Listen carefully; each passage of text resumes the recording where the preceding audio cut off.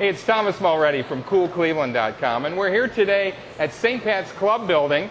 It's about the corner of Bridge and Fulton. Right on the corner of West 38th and Bridge Avenue. There you go. It's right there. And we're here today at Near West Theater because this is where Near West Theater has been producing. This is it. We're here with artistic director and musical director Bob Navis and Joe Barbicas, who's in this fabulous new production of Rent School Edition that you guys are producing.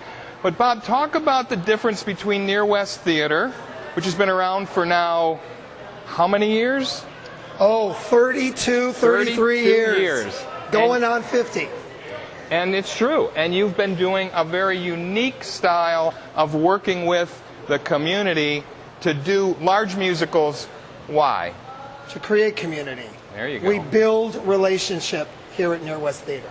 And so you use art. You use the art form of musical theater, not only to train on the skills, but to deal with the issues that art deals with. Right, and to use the story and the themes of the stories to bring us together and enable us to tell our own stories. We do a lot of personal storytelling here. So you talk a lot, you workshop a lot with the kids. You have large casts. That's why you like these big musicals. Large cast. Rent has 36 teenagers in it. It was done on Broadway with 18, the wimps. We're doing it with 36 people, Tom. And you're talking ages 14 to 18? 14 through 80. No, they're 13 through 19. Really? Teen. Okay. Teens. And what are the kinds of things when you do get together?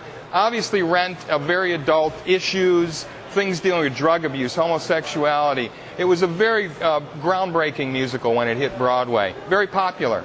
But the issues that you're dealing with, how do they they're similar but they're different from what Rent deals with?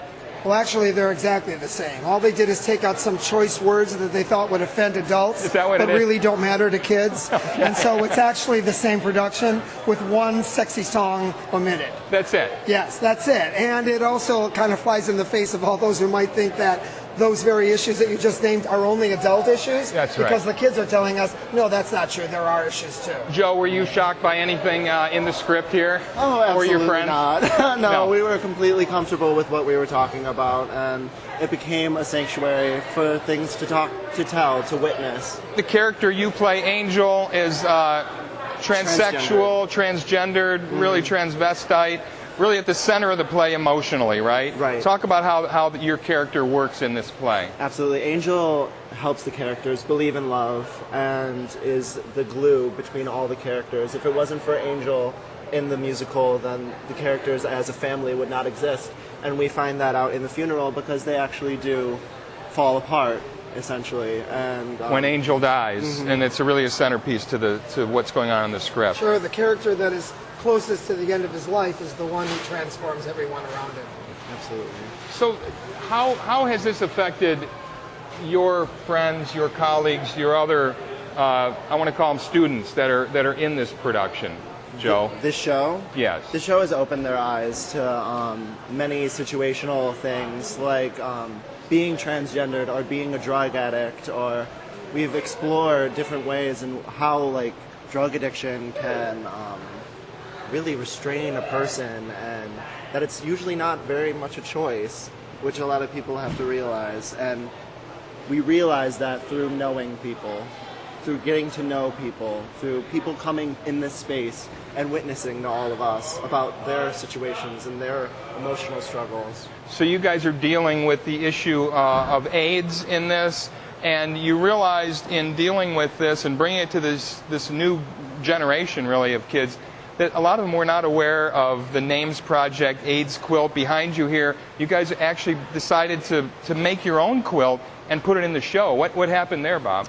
Yeah, well, the kids, we started to talk about the history of the Names Project, and I had an idea for how it would be used. It's a surprise. I'm not going to reveal right now how it happens in the show, but it does get used in the production and around the production. And so, yeah, it's been exciting to relearn things that I knew because I kind of grew up in the 80s or came out in the 80s. Then watching and being able to bring some of that history. And everyone in that generation knew what the AIDS quilt was. It was really an effort to memorialize lost loved ones. Yes, absolutely. And people built panels to each of their loved ones. How are the students here using that quilt themselves?